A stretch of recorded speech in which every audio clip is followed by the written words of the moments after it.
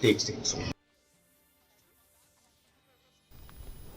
The Deputy Chief Minister in charge of PWD Road, Preston Tingsong, announced that the survey for the upgrade of the Umiam to Malidor Road into a 4-lane road is nearing completion. After presiding over a review meeting on Friday, Tingsong revealed that the road, stretching approximately 160 to 170 kilometers along National Highway 6, will undergo this transformation. The project entails converting the road into a 4-lane highway from the Umiam flyover in Reboy district to the Assam border at Malidor in East Jaintia Hills district.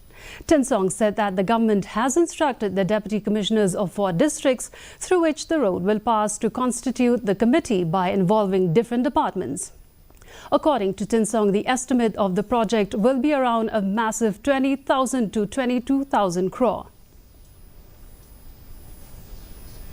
Each department be part of the members and along with the NHS. So now East Castles we already have a committee. Reboy district we already have a committee. Now I instructed West Jaintia Hills and East Jaintia Hills. They are going to constitute this similar committee for this